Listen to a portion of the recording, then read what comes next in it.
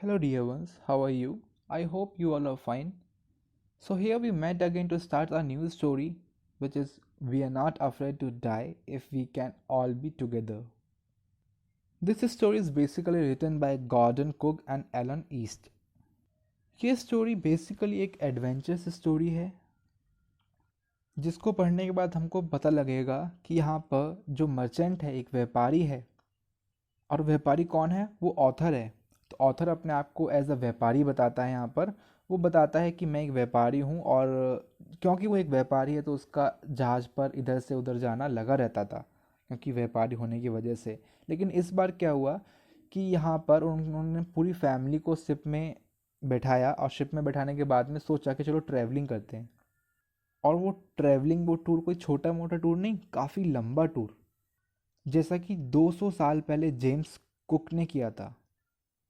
इस स्टोरी में हम जानेंगे कि क्या हुआ उस पूरी फैमिली के साथ में, कैसे कैसे क्या क्या सिचुएशंस वहाँ पर उन्होंने हैंडल करी, क्या क्या उनको कंडीशंस मिली और क्या क्या प्रॉब्लम्स फेस करी। So guys, without wasting a time, let's start our story. In July 1976, my wife Mary, son Jonathan, 6 daughter Suzanne, 7, and I set a sail from the Plymouth, England. यहाँ पर वो अपनी family का description देते हैं और कहते हैं कि जुलाई 1976 में उनकी वाइफ, उनका बेटा जो कि 6 साल का है, उनकी बेटी 7 साल की और वो खुद जो कि 37 ईयर्स ओल्ड हैं, वो एक नाव में बैठते हैं और वो नाव प्लाईमाउथ बंदरगाह से रवाना होती है। To duplicate the round the world voyage made 2000 years earlier by Captain James Cook, for the longest time, Mary and I, a 37-year-old businessman, had dreamed for sailing in the wake of the famous explorer, and the past 16 years we had spent all of our leisure for time honoring of our seafaring skills in the British waters. वो कहते हैं कि उन्होंने अपनी यात्रा की शुरुआत एक 23 मीटर लंबी और 30 टन भारी लकड़ी की पेंदे वाली, मतलब एक तरीके से एक शिप ही हो गया एक तरीके से पूरा, वो उस टाइप की नाव में उन्होंने अपनी ट्रैवलिंग स्टार्ट करी। वो बताते हैं कि 16 साल से वो लगातार ब्रिटिशर्स के लिए काम कर रहे हैं। Our boat Wave Walker, a 23-meter 30-ton wooded hull beauty, had been professionally built. We had spent months fitting into it and testing it in the roughest weather we could find. The first leg of our planned 3 years 105,000 kilometers journey passed pleasantly as we sailed down the west coast of the Africa to the Cape Town. There, before heading east, we took on two crewmen, the American Larry Vigil and Swiss Herb Sager, to help us to tackle one of the world's roughest seas, the Southern Indian Ocean. उनकी boat का नाम है wave walker और उनकी ये यात्रा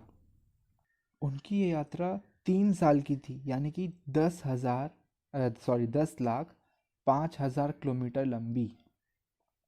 और उस टाइम पर इतनी लंबी यात्रा एक शिप के थ्रू सेल करना बहुत ज़्यादा मुश्किल काम था। तो वो बोलते हैं उनकी 3 वर्ष की 10,05,000 किलोमीटर की नियोजित यात्रा का प्रथम चरण सुहावने ढंग से गुजरा। इसका मतलब कि जो कुछ भी था स्टार्टिंग में बिल्कुल ठीक हुआ। स्टार्टिंग में वो केप टाउन के 2 एक्सप्लोरर्स को उन्होंने अपनी नाव में शामिल किया, जिनका नाम था लैरी विजिल और हर्ब्स सीगलर, जिसमें कि लैरी विजिल जो थे वो अमेरिकन थे और हर्ब सीगलर वो स्विस थे, यानी उनका ओरिजिन स्विट्ज़रलैंड था। और क्योंकि ये यात्रा बहुत ज़्यादा लंबी थी, इस वजह से उन लोगों ने उन दोनों के दोनों एक्सप्लोरर्स को अपने साथ में रखा, क्योंकि ये लोग खतरे के टाइम पर उनकी हेल्प कर सकते थे, लाइक अनफेवरेबल कंडीशन में उनके साथ रहते। क्योंकि जहाँ से वो निकले थे वहाँ का मौसम तो ठीक ठाक था, लेकिन जहाँ पर उनको जाना था उनके रास्ते में बीच में पड़ता था भारतीय समुद्र, इंडियन ओशियन, जहाँ का मौसम बहुत ज़्यादा ख़राब था। And as mention, it is one of the world's roughest seas. कहाँ के बारे में बात कर रहे हैं हम बात कर रहे हैं इंडियन ओशियन की, और उसमें भी साउदर्न इंडियन ओशियन की। On our second day out of the Cape Town, we begin to encounter the strong gales. For the next few weeks, they blew continuously. Gales did not worry me, but the size of the waves was alarming, up to 15 meters, as high as our main mast. उनके सफ़र में Cape Town के दूसरे दिन भी हवाएं बहुत ज़्यादा तेज़ चलने लगी, और उस टाइम पर वो उन हवाओं को महसूस तो कर रहे थे, लेकिन अभी उनको ज़्यादा सीरियसली नहीं ले रहे थे। कुछ दिन तक उन्होंने ऐसे ही किया, लेकिन जब वो वेव्स जो थी, वो वेव्स उनके सामने उनको दिख रही थी, वो वेव्स 15 मीटर से भी लंबी थी, और ये देख करके उनको हल्की सी चिंता हुई। December 25 found at the 3,500 km east of the Cape Town. Despite the atrocious weather, we had a wonderful holiday complete with a Christmas tree, New Year's Day, so no improvement in the weather, but we reasoned that it had to change soon, and it didn't change for the worse.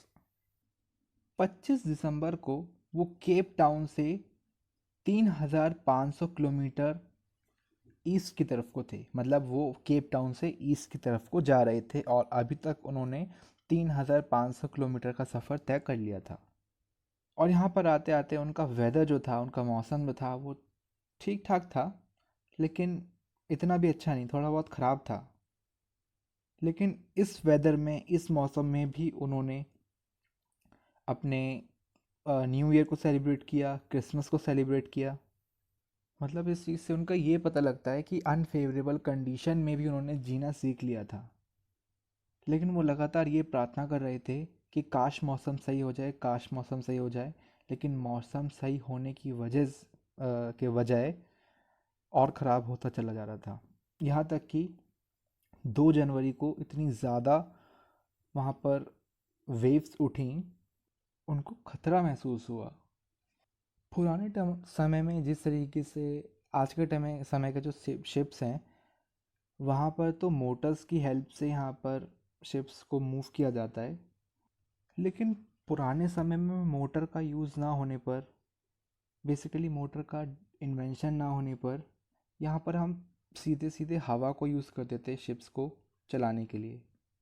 जैसा कि देखा भी होगा movies वगैरह में, ships में बहुत बड़े बड़े पर्दे टाइप लगे होते थे, जो कि हवा से चलते थे। मतलब हवा उन पर टकरा करके एक प्रेशर क्रिएट करती थी, और उसी प्रेशर से उसी डायरेक्शन में जो शिफ्ट होता था वो मूव कर देता था, या नाव। दोनों ही तरीक़ों में सेम ही मीडियम यूज़ किया जाता था। लेकिन तब क्या करें जब हवा बहुत ज़्यादा तेज़ हो? स्टॉर्म के केस में क्या करेंगे, तूफ़ान के केस में क्या करेंगे? क्योंकि यहाँ पर तो हवा इतनी ज़्यादा तेज़ होती है कि पूरे के पूरे शिप को पलट सकती है। तो इसीलिए यहाँ पर शिप्स में एक सेम वैसे ही पर्दा टाइप होता था, लेकिन वो हवा को एक तरीके से काट देता था, यानी कि डायरेक्ट हवा उस पर ना पड़ करके साइड से निकल जाती थी, और उस पर इतना प्रेशर क्रिएट नहीं होता था शिप पर। तो उसको कहते हैं स्टॉर्म जिब। और ऑब्वियसली क्योंकि वहाँ पर उनको रस्सियों के सहारे ही बांधा जाता था, तो ऑथर कहता है कि हमारे पास एक स्मॉल स्टॉर्म जिब था जिसमें केवल 8 घाटें लगी हुई थी। मतलब बेसिकली उसका काम इतना होता है कि शिप को डूबने से बचाए, उसकी स्पीड को स्लो कर दे। ऐसा भी नहीं कि अगर हमने उसकी जो जिब्स होती हैं उनको बिल्कुल ही हटा दिया, तो नाव जहाँ पर है, आपकी बोट जहाँ पर है, वो तो वहीं के वहीं पर रह जाएगी। लेकिन मेन जिप को हटा करके स्टॉर्म जिप को ओपन करने से क्या होता है कि हवा का प्रेशर नाव पर कम पड़ता है, और उस प्रेशर से नाव जो है मूव तो करती है, लेकिन ज़्यादा तेज़ी से नहीं। So, at the dawn of the January 2, the waves were gigantic, and we were sailing only with a small storm jib, and we were still meeting the 8 knots. As the ship rose to the top of each wave, we could see the endless, enormous seas rolling toward us, and the screaming of the wind and the spray was painful to the ears. To slow the boat down, we dropped the storm jib and lashed the heavy mooring rope in a loop across the stern. मतलब उनको ऐसा लग रहा था कि आगे मौसम और ख़राब हो सकता है, या फिर इस मौसम से बचने के लिए उन्होंने जो चीज़ें वो कर सकते थे, जो प्रिकॉशंस वो ले सकते थे, वो उन्होंने लिए। यहाँ पर स्टोरी से ज़्यादा मायने रखते हैं वो वर्ड्स, एक तरीके से वो जो लाइंस यहाँ पर यूज़ करी गई हैं, क्योंकि एग्ज़ाम्स में डायरेक्टली उन लाइंस को ऐसे के तरह ऐसे पूछ लिया जाता है, और कहा जाता है कि इसका मतलब क्या है, या फिर ऑथर यहाँ पर ऐसा क्यों कहना चाह रहा है, या फिर इस लाइन से ऑथर का क्या मतलब है। जैसे कि यहाँ पर एक लाइन है, as the ship rose to the top of each wave, we could see endless, enormous seas rolling toward us, and the screaming of a wind and the spray was painful to the ears. Question अगर आता है कि इस line से author का क्या मतलब है, बेसिकली ये लाइन जो है वहाँ के दृश्य, वहाँ का जो एनवायरनमेंट, यहाँ पे प्रॉपर वर्ड नहीं होगा, वहाँ का सिनेरियो दर्शा रहा है। वो बता रहा है कि वहाँ पर कितना ज़्यादा खतरा था, क्या क्या हुआ वहाँ पर। कुछ इस तरीके से कि जो हवाएं चल रही थी वो बहुत ज़्यादा तेज़ थी। स्क्रीमिंग मतलब हवा के चलने की आवाज़। जो हवा बहुत ज़्यादा तेज़ चलती है तो उसमें एक प्रॉपर उसकी एक नॉइस होती है, उसकी वॉइस होती है, एक आवाज़ होती है उसमें। तो वो कहता है कि वो आवाज़ जो थी वो बहुत ज़्यादा पेनफुल थी ईयर्स के लिए। और स्प्रे का मतलब क्या है यहाँ पर? स्प्रे का मतलब है जो पानी के साथ में हवा मिक्स होकर के उनके ऊपर आ रहा था, वो लाइक अ स्प्रे उनको महसूस हो रहा था। वो उनके लिए भी उस चीज़ के लिए भी कहते हैं कि वो भी बहुत ज़्यादा पेनफुल था। और सेम उसी तरह उन्होंने बोट की स्पीड को स्लो करने के लिए उन्होंने स्टॉर्म जेब को ड्रॉप करा।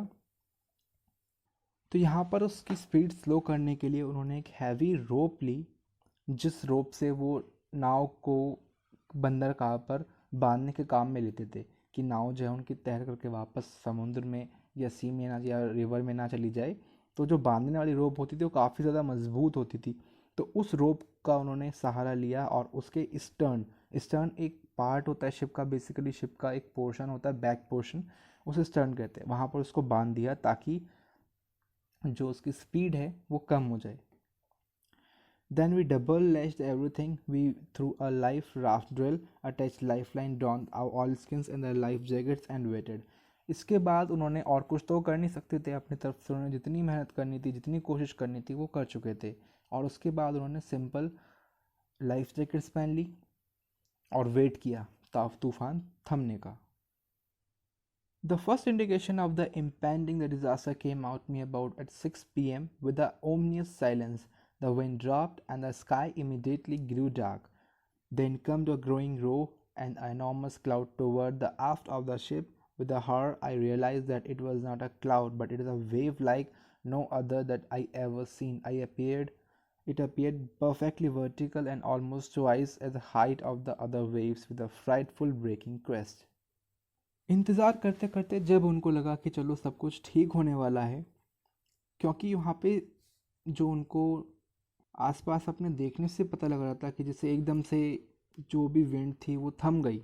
और विंड थमने की वजह से उनको लगा कि चलो सब कुछ ठीक हो गया, लेकिन विंड थमने के साथ साथ एकदम से अंधेरा सा हो गया, जैसे कि एकदम से रात हो जाती है। तो ऐसा तो पॉसिबल नहीं होता कि एकदम से अंधेरा हो जाए कहीं पर।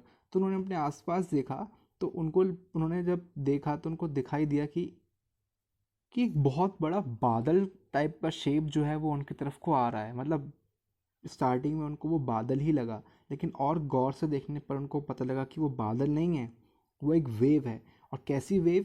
जितनी भी उन्होंने वेव्स अब तक देखी, जिनको वो कहते हैं बहुत ज़्यादा बड़ी वेव्स हैं, 18 फीट की वेव्स हैं, उनसे भी डबल वेव थी। तो ऑब्वियसली जब इतनी बड़ी है तो जो भी रोशनी होगी उसको वो कवर कर रही थी, तो उनको लगा कि अंधेरा हो गया एकदम से। वो वेव एकदम से साउंड करती हुई आई और आकर के उन्होंने उनके डेक को, शिप में एक पोर्शन होता है डेक, उसको जाकर के उससे टकरा गई। Unexpectedly, my head popped out of the water a few meters away. Wave Walker has a near capsizing her mast almost horizontal. Then a wave hurled her upright. The lifeline jerked taut and grabbed the guardrails and the sail through the air into the Wave Walker's main boom. Subsequent waves tossed me around the deck like a rag doll. My left ribs cracked, my mouth filled with blood and broken teeth.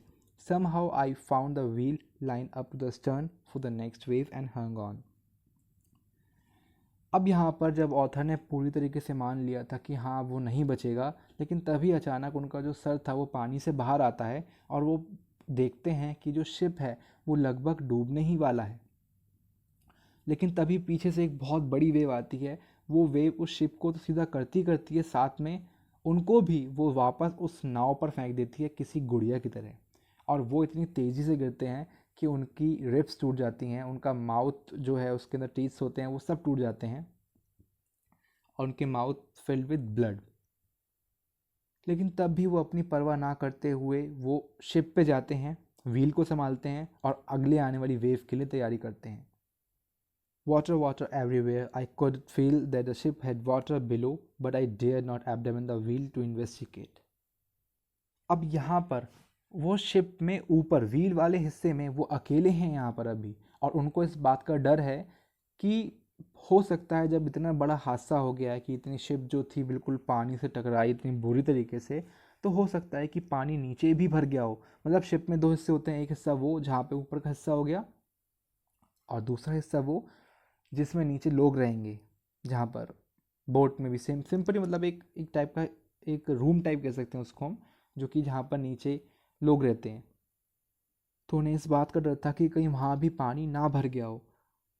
लेकिन तभी अचानक the front hatch was thrown open, the Mary appeared, we are sinking, she screamed, the decks are smashed, we are full of water, take the wheel, I shouted and scrambled for the hatch.